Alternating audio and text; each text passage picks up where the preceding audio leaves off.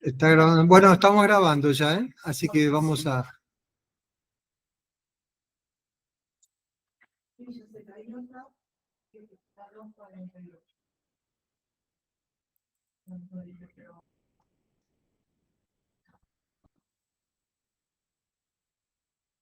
Ahí está. Ahí se ve bien. Está todo correcto. Bueno, Delfor, no hace falta que te presente. ¿Sí?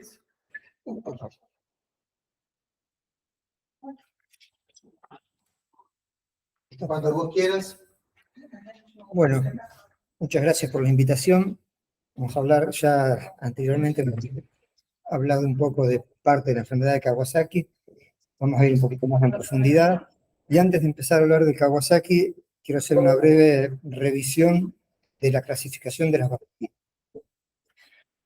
Las vasculitis sistémicas se clasifican de acuerdo al tamaño del vaso involucrado. Sigue siendo vigente la clasificación del 2012, conocida como clasificación de Chapel-Hill, y las divide en vasculitis de grandes vasos, en la que el ejemplo clásico es la enfermedad de arteritis de Takayasu, vasculitis de vasos medianos, tenemos el Kawasaki y la poliarteritis nodosa, y la vasculitis de pequeños vasos. Dentro de la vasculitis de pequeños vasos tenemos las vasculitis por complejos inmunes, aquí está la vasculitis por IgA o púrpura de Schwann-Lenz y la vasculitis urticariana hipocomplementémica, que son las que podemos ver habitualmente. Y el otro grupo es de la vasculitis de pequeños vasos asociadas a ANCA, la coronaritis microscópica, la granulomatosis de Wegener y la enfermedad de Sjögren-Strauss, muy raras de ver en pediatría. Luego la clasificación sigue. Hay un grupo de vasculitis que se comportan de manera distinta. Algunas tienen compromiso de vasos de distintos tamaños, como es la enfermedad de Behçet. Otras, las que se enferma un solo órgano, por ejemplo, la aortitis o la vasculitis primaria aislada del sistema nervioso central. Están las vasculitis asociadas a enfermedades del tejido conectivo, de todas ellas la más importante es la vasculitis del lupus, y las vasculitis asociadas a una etiología definida, que son las vasculitis desencadenadas por procesos infecciosos, sobre todo las hepatitis C, hepatitis B y la aortitis sifilítica. Estas más raras nosotros en pediatría prácticamente no las vemos. Esas son vasculitis desencadenadas por infecciones, pero como mecanismo inmunológico. Las monovasos, sí. ¿Esas son infecciosas directas? No. Ahí no hay infección directa. La vasculitis primaria del sistema nervioso central es una vasculitis autoinmune que afecta solamente los vasos del sistema nervioso y de muy difícil diagnóstico porque la sintomatología es muy proteiforme. Bien, ya pasando al Kawasaki, entonces es una vasculitis necrotizante sistémica que afecta arterias de mediano tamaño, ¿no? Es la segunda causa de vasculitis en pediatría. La primera es la vasculitis por IgA, ese es el nombre de la clasificación actual, no más púrpura de Schwann-Lenz, ¿eh? Y es la causa más común de enfermedad adquirida en los países desarrollados. En los países subdesarrollados, la más común de enfermedad cardíaca sigue siendo la fiebre reumática. Fue descrita en el 67 por el doctor Kawasaki. Es una vasculitis aguda y autolimitada, y la localización predominante, como vamos a ver, son las arterias coronarias.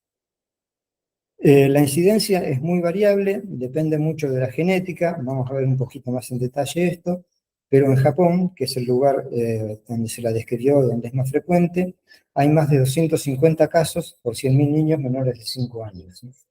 En Estados Unidos, alrededor de 20, 25. En Chile hay entre 10 y 12. Nosotros no tenemos cifras, no hay una epidemiología en el país, pero bueno, fíjense que Chile es el único país sudamericano que tiene un relevamiento epidemiológico. A pesar del tiempo que lleva ya descrita la enfermedad, la causa todavía sigue estando en discusión. Este es un review que se hizo ahora este año y se siguen planteando cuánto tiene de infeccioso y cuánto de genética la patogenia. Hay elementos que avalan la etiología infecciosa, hay otros que avalan la etiología genética. Dentro de lo infeccioso es que se han visto epidemias. Aquí, esto es en Japón, fíjense el pico que hubo ya hace muchos años, que tiene una variación estacional, aunque la temporada varía de un país a otro. Es más frecuente en invierno y primavera en Estados Unidos y primavera-verano en Japón. Muchas veces va precedida por síntomas respiratorios o gastrointestinales. Y otro elemento importante es que cuando hay casos en hermanos, estos se producen dentro de los 10 días del caso índice. Recientemente se publicó, es muy gráfico en cuanto a esto, en una familia de Japón, 2 hermanitos, uno comenzó con una infección por adenovirus, a la semana hizo Kawasaki, en ese momento el hermano hizo otra infección por adenovirus y a la semana hizo Kawasaki también. Qué bárbaro. O sea, genética e infección. A su vez, la infección por adenovirus es una infección que puede confundirse, ¿no? Está en el diagnóstico, Se encadenó el cuadro. está en el diagnóstico diferencial, ¿no? El otro elemento a favor de la etiología infecciosa es que es muy rara antes de los 6 meses, entonces se plantea si hay una protección por anticuerpos maternos, y que es rara también después de los 6 años, o sea que da tiempo que se haya desarrollado una respuesta inmune protectora a un agente infeccioso X. Y el otro tema es que hubo una reducción a nivel mundial del Kawasaki durante la pandemia de COVID, asociada al aislamiento, uso de barbijos, distanciamiento social, y una vez que esto se relajó, ¿qué pasó? La incidencia de Kawasaki volvió a los niveles pre-pandemia. Los gérmenes, virus asociados a Kawasaki son muchísimos, pero no hay ninguno que se pueda decir que tiene el predominio sobre otro. O sea, hay descripciones múltiples, pero no se puede categorizar a ninguno como inductor de la enfermedad. En cuanto a la genética, está lo que mostré recién de la incidencia en Japón, 240 por 100.000, y lo importante es que esta incidencia persiste en los hijos de inmigrantes japoneses fuera de Japón. Acá en el país, el doctor Kutika, ya hace más de 30 años, hizo un relevamiento de todos los pacientes con Kawasaki en Argentina y proporcionalmente eran más descendientes de japoneses esos pacientes que los argentinos, en proporción a la población japonesa del país. Los hermanos de los chicos afectados en Japón tienen 10 veces mayor riesgo de tener la enfermedad. Y los hijos de los padres que tuvieron la enfermedad tienen el doble riesgo de padecerla. Acá ya estamos hablando más de genética que de infección. Los genes involucrados son muchísimos también. El listado de acá es el que habla de los más frecuentes, y de estos, el que está tomando mucha relevancia en los últimos años es el ITPKC, es inositol trifosfato quinasa C. Este gen lo que hace es regular la fosforilación de las moléculas inositol trifosfato a inositol tetrafosfato. Cuando este gen está parcialmente activado o disminuido por alguna mutación que pudo haber sufrido, lo que hace es interferir con esta fosforilación, entonces hay aumento de la inositol trifosfato 3, que llegando al lisosoma, recuerden, el lisosoma es el conjunto de moléculas donde se produce la mayor cantidad de interleuquinas, ¿sí? Y que responde a diversos estímulos. En este caso, el estímulo de la inositol trifosfato 3 activada actúa sobre el inflamosoma y a través de la activación de la caspasa genera una liberación de las interleuquinas 1 beta y 1 18, que son las que van a desencadenar el proceso inflamatorio. O sea, esto explica la inflamación, pero no el porqué la localización a nivel coronario, ahí es donde entrarían los otros temas. Resumiendo la patogenia, entonces podemos decir, con lo que se sabe hasta ahora, que un proceso infeccioso a través del superantígeno o de antígenos convencionales, actuando sobre un huésped genéticamente predispuesto, genera una respuesta inmune normal, que es la que va a terminar ocasionando la vasculitis, a través de activación de las células endoteliales, aumento de la permeabilidad, daño vascular, todo lo que puede generar la liberación de interleuquinas. Bien, ya pasando a la enfermedad en sí misma, sabemos que es más frecuente en varones, la edad predominantes entre el año y los 3 años, aunque puede aparecer en cualquier momento de la vida. Y el curso de la enfermedad se divide en 3 periodos. Acá estamos hablando del curso de la enfermedad independientemente del tratamiento. Un periodo febril agudo, generalmente de 10 días de duración, un periodo subagudo de 2 a 4 semanas, y un periodo de convalecencia que se puede prolongar después del mes durante 2 o 3 meses o más, de acuerdo a la respuesta del organismo. Las manifestaciones clínicas principales son las que van a dar origen a los criterios. La más importante es la fiebre.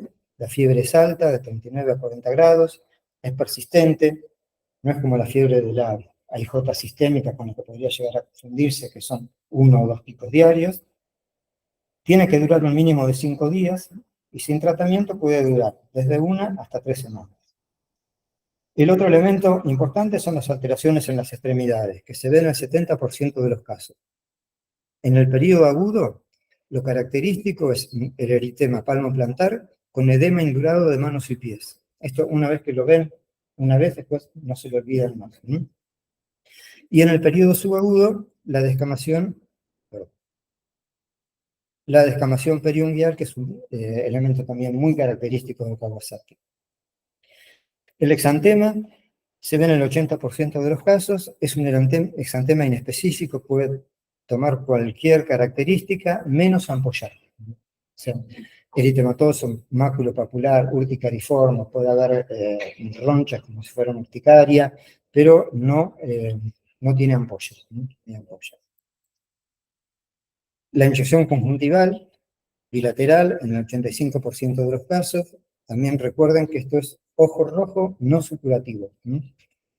No hay secreción.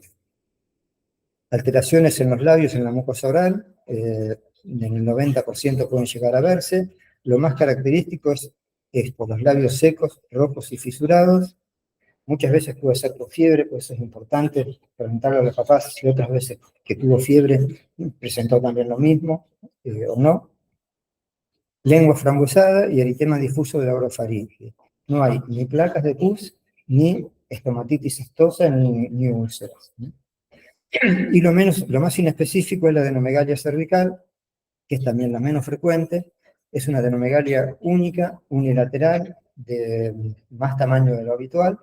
No nos sirven aquí una inflamación de toda la cadena ganglionar. Una linfadenitis cervical no estaría indicándonos este cuadro. En el compromiso cardiológico, lo más importante son las alteraciones coronarias. Las alteraciones coronarias se pueden ver en el 25% de los pacientes que no reciben tratamiento, y este porcentaje baja a menos del 5% cuando se hace el tratamiento con gamma globulina. Y en menores de 6 meses de edad, el riesgo de presentar el aneurisma es del 50% o más. Como vamos a ver, el hecho de tenerlo antes de los 6 meses es un factor de riesgo para modificar el tratamiento inicial. Puede haber miocarditis en el 50% de los casos. ¿En qué momento de la evolución estamos ahí? Las alteraciones coronarias aparecen por lo general en el periodo subagudo. En el periodo agudo puede haber alguna dilatación, o puede verse, según la tendencia, es muy operador dependiente, puede llegar a verse por ahí un aumento en la refringencia de las arterias coronarias, que estaría indicando un posible desarrollo de aneurisma posterior. Después, la miocarditis y el shock, esto en el periodo inicial cuando se presentan. La miocarditis no suele ser relevante, muchas veces es un hallazgo electrocardiográfico. Y la insuficiencia mitral y aórtica son también leves, cuando las presentan no dejan ningún tipo de secuela. Esto es ejemplificado el lugar donde se concentra la mayoría de los aneurismas coronarios. Prácticamente el 50% de los casos se desarrolla en la raíz de la coronaria derecha o de la izquierda, tanto dilatación como aneurisma. Recuerden, la dilatación es una dilatación uniforme del vaso que no tiene ni principio ni fin en cuanto a visualización. En cambio, el aneurisma, vamos a ver después en detalle, tiene la formita claro, con el inicio y con el final. De las otras manifestaciones clínicas, la más característica es la presencia de irritabilidad. es muy raro ver un paciente con Kawasaki que esté tranquilo. Por lo general, es algo de que se quejan los papás también.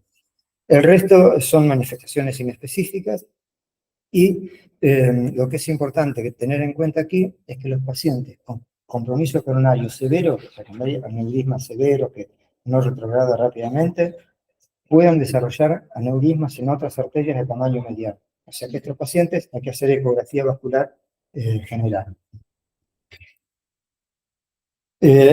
Otro dato importante a considerar en estos pacientes es que pueden presentar un síndrome de Y hay que buscarlo activación semiológicamente, ¿verdad? Sí, siempre. Las axilas. Eso siempre. Axilar, cervical, en todas las arterias medianas. Ahora, es palpable, son todos los pulsos. En todos los pulsos hay que ir a buscar la dilatación. El síndrome de activación macrofágica se puede presentar en el 2%. Se piensa que hay un subregistro porque por ahí la semiología no es muy clara y con el tratamiento del Kawasaki en sí mejoraría, pero hay que sospecharlo en algunos casos específicos, en pacientes mayores, sexo masculino, que tienen un RAS persistente, pero lo más importante es la presencia de una citopenia progresiva y hepatosplenomegalia. Estos son datos muy importantes a considerar para pensar en el síndrome de activación macrofágica. Y esto, a fines anecdóticos, buscando, bueno, repasando un poco la causa del eritema nodoso, de lo que hablamos los otros días en el Ateneo, bueno, se describió a un paciente que comenzó un Kawasaki con un eritema nodoso, que no estaba descrito hasta el momento. O sea, no es para agregarlo en el listado de pensar en Kawasaki, pero al fines anecdóticos vale. Y en cuanto al laboratorio, lo característico en el Kawasaki es una leucocitosis con neutrofilia. Es como que estamos en presencia de un chico con un cuadro viral de aspecto, pero que tiene un hemograma de infección. Esa disociación es muy característica. Trombocitosis en la fase subaguda, o sea, después de la semana, eritrosedimentación y PCR acelerada, un aumento leve de transaminasas y piguria estéril también es otro elemento a considerar. Para diferenciar esto del síndrome de activación macrofágica, tenemos aquí la pancitopenia, lo que hablamos recién. Hay un aumento de ferritina mucho mayor de lo que se puede ver en la enfermedad de Kawasaki, lo mismo que del dímero D y de las enzimas hepáticas. Y lo más característico para diferenciarlo también es la disminución del fibrinógeno, en este caso. Los criterios diagnósticos, entonces dijimos que era la sumatoria de las principales manifestaciones clínicas. Tiene que haber fiebre persistente, es el criterio base, y a partir de ahí arrancamos con los siguientes. Alteraciones en las extremidades, exantema, inyección conjuntival, las alteraciones en labios o mucosas y la adenomegalia cervical. La enfermedad de Kawasaki se diagnostica por la presencia de fiebre más 4 de los 5 criterios. ¿Vamos bien hasta acá o voy muy rápido? No, sí.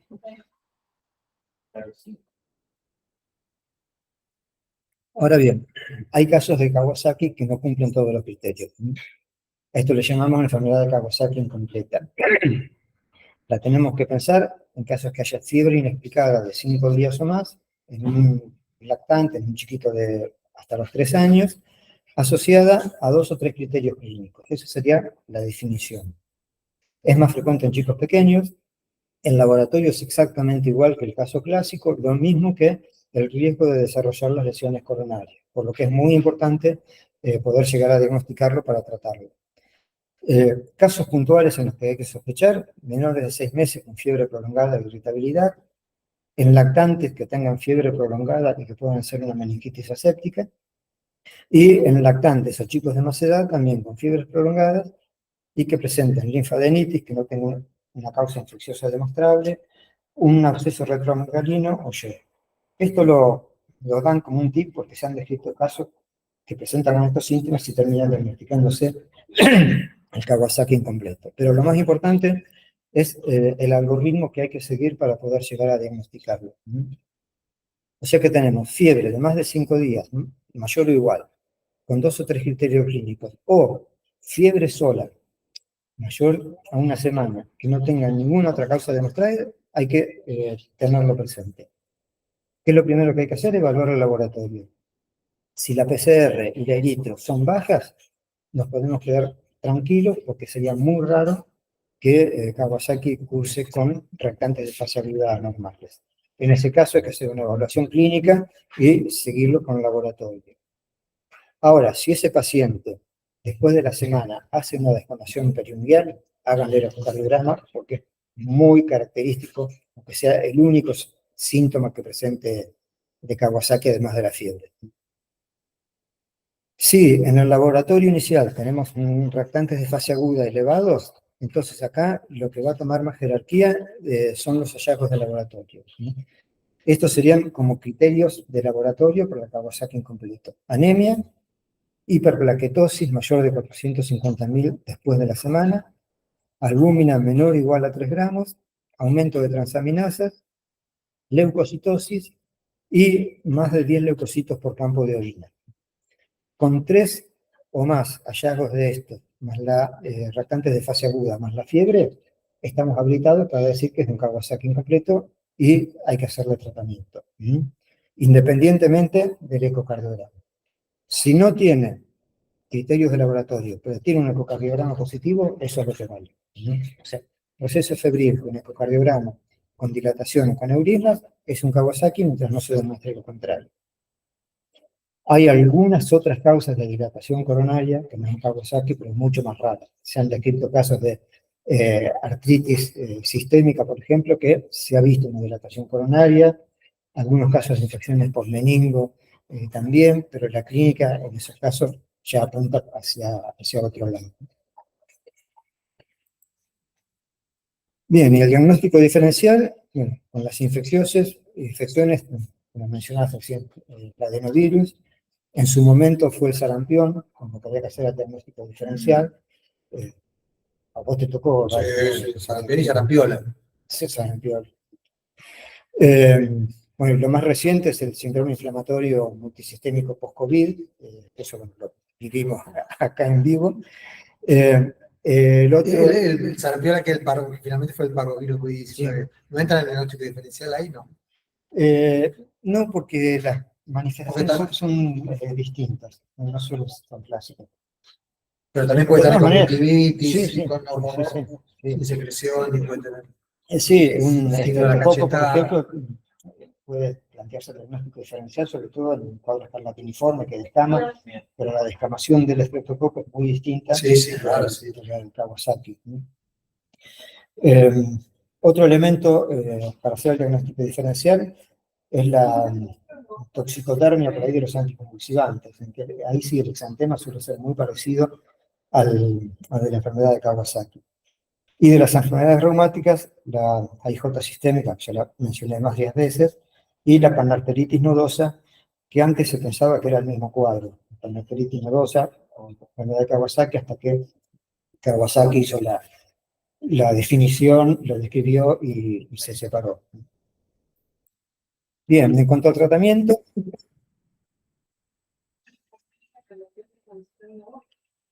el tratamiento de elección sigue siendo la gamma globulina, 2 gramos por kilo, una sola dosis. Inicialmente eran 5 días seguidos de 400 miligramos por día. Se vio que haciendo toda una sola dosis se acortaba el tiempo de evolución, se disminuía el tiempo de internación y se aceleraba la respuesta. Con el uso de aspirina, bueno, estuvo bastante discutido hace unos años. Ahora finalmente se acordó un poco más, pero los criterios marcan 2 dosis distintas. En Estados Unidos utilizan 80 miligramos kilo día, en Japón y en Europa de 30 a 50 miligramos kilo día, dosis más bajas. La aspirina se hace hasta que pase... Se llega a usar hasta 100, ¿verdad? Sí. Las 10 primeras eran 100 miligramos kilo día. Y se indica la aspirina, por lo menos a esta dosis, hasta 48, 72 horas después que se haya normalizado la fiebre. A partir de ahí se disminuye a dosis antiagregantes.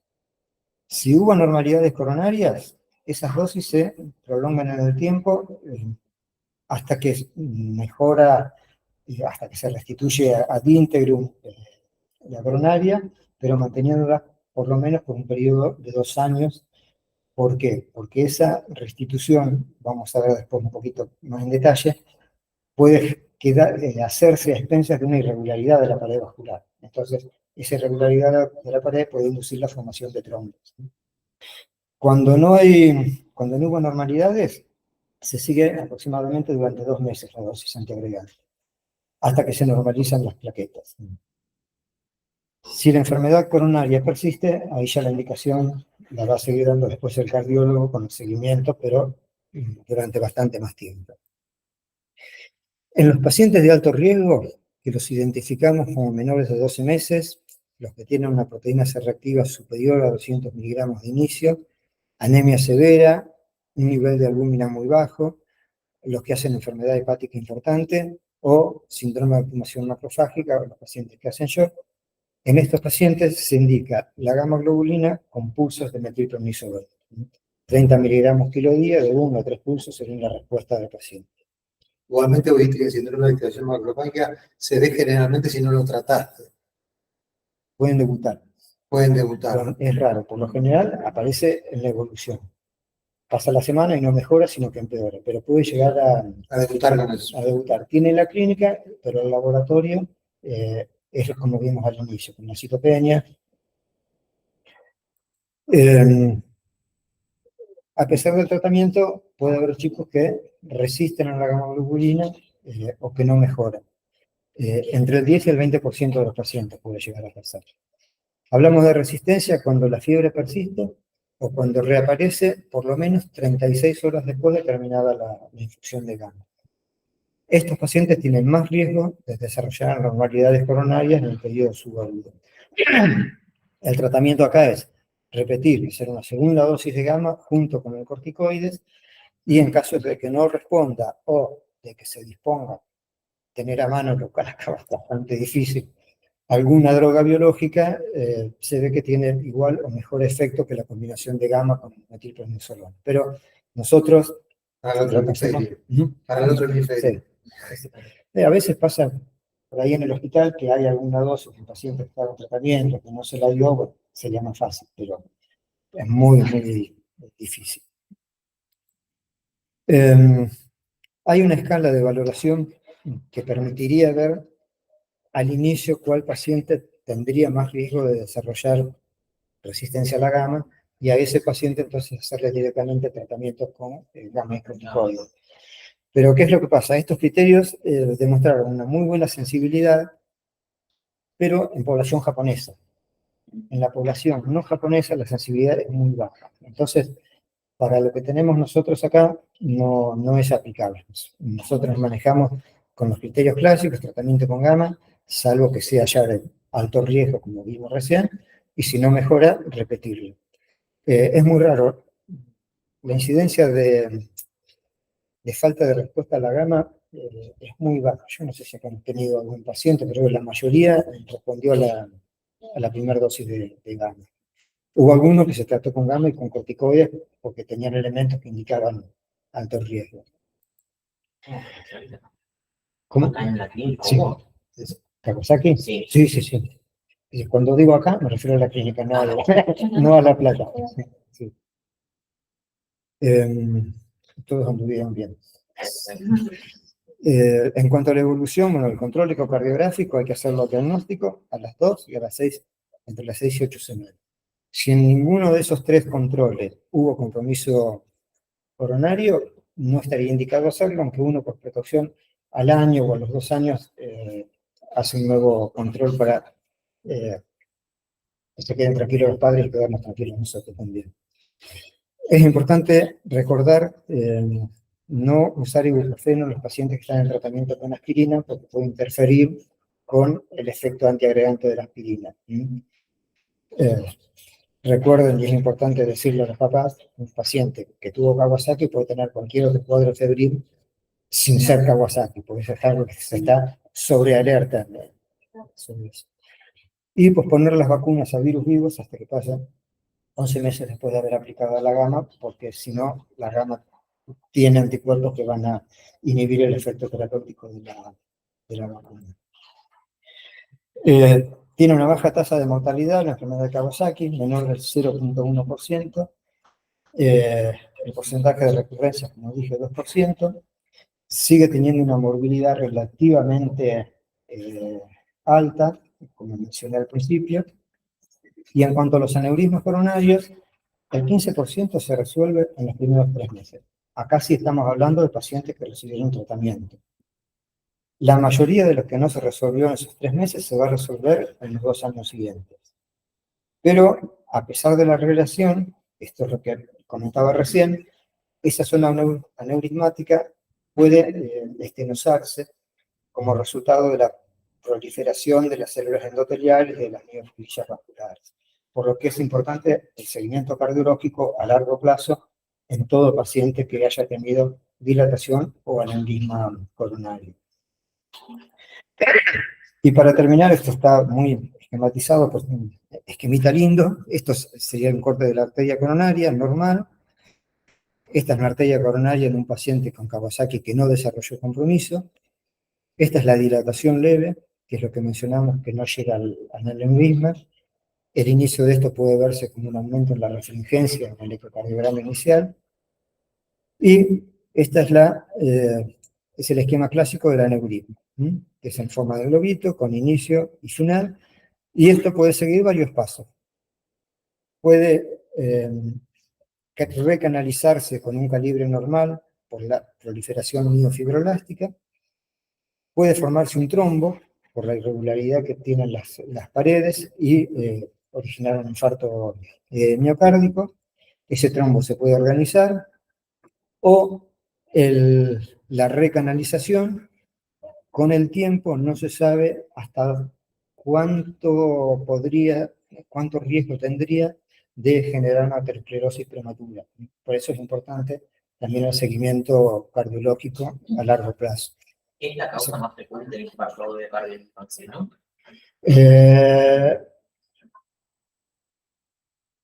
Ahí no sé si, yo creo que sí, puede ser, pero no lo sé. No lo sé. Pero, Solo que los infartos que he visto son todos en el contexto no, en el contexto de la cirugía cardiovascular infantil, la mayoría de los infartos. Después es rarísimo. En un adolescente, por ahí también he visto. Por ahí lo que vemos más frecuentemente como causa de infarto no miocárdico, en general, es el síndrome antifosfolipídico, ¿no? Asociado a un lúpulo primario. Pero en lactantes, así en chicos, yo no recuerdo haber tenido un Kawasaki que haya desarrollado un infarto. Probablemente pudo haber sido antes del tratamiento, pero desde que... Hoy en día ya no sé. Acá tuvimos hace poco un chiquito que se murió, oncológico Matías. Sí, González. González, sí, que se infartó, se acabó todo completamente chocado, Claro. persistentemente. El primer Kawasaki que llegó al hospital, que no fue trasladado porque no se llegó a diagnosticar bien, el compromiso que tuvo fue aneurismas diseminados. Tuvo no solo coronario, creo que tuvo axilar y no sé si inguinal también, pero infarto no. Así que por lo menos que tenga presente, ¿no? Y en la bibliografía tampoco está descrito como una causa. Sí. Bueno, y creo que esto es todo.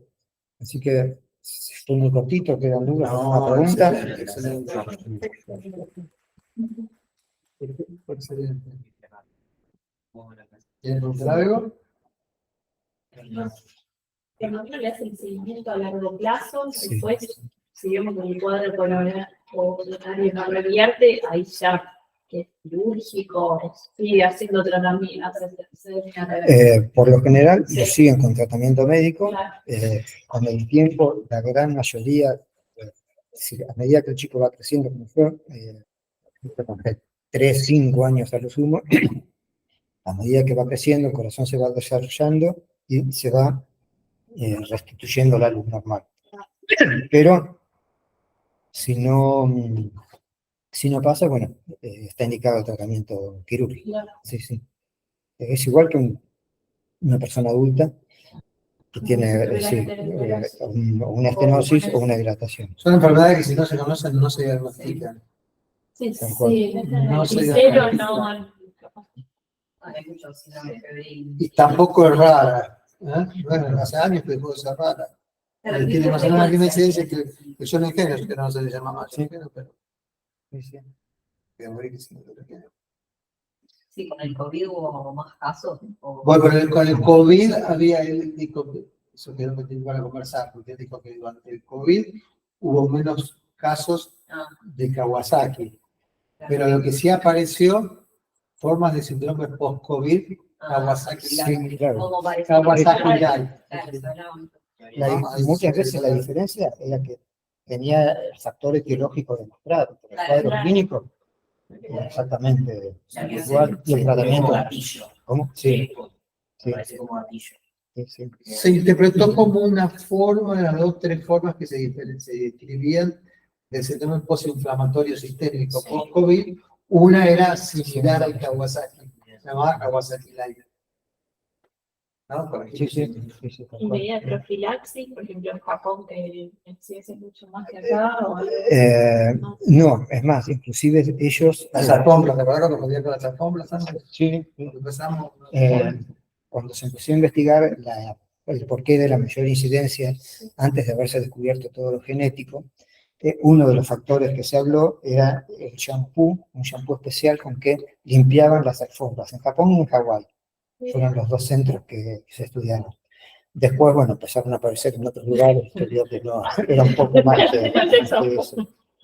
Y en Japón usan mucho el porcentaje de las tablas que vimos en cuanto a valoración de riesgo, porque inclusive hubo momentos que no hacían tratamiento a todos, porque quebraba el sistema de salud de Japón. Ahora eso ya no se dijo más, o sea que normalizaron bien todo el tratamiento, pero esos pacientes que tenían riesgo por la tabla de desarrollar compromiso coronario lo trataban. Los otros mantenían conducta expectante. Así que no, mi profilaxis es imposible, pues tendrías que hacer el examen genético a toda la población, a ver quién tiene ese gen para ver la posibilidad de hacer un tratamiento preventivo. ¿y ellos Que tienen tampoco- una incidencia estable o...? Y no, ha ido aumentando con la tabla esa que mostré, llegaba hace Sí, 10 sí. años, creo. Pero es como que ha seguido progresando, pero no con la misma intensidad que tuvo al principio. Bueno, nos hemos dado un lujo. Bueno, Un lujo. me alegro de haber contribuido. Chicas, ¿quieren preguntar algo? Conectamos. No, todo perfecto, estuvo buenísimo. Gracias. Gracias. Chao, gracias. Chao, chao. Hasta luego.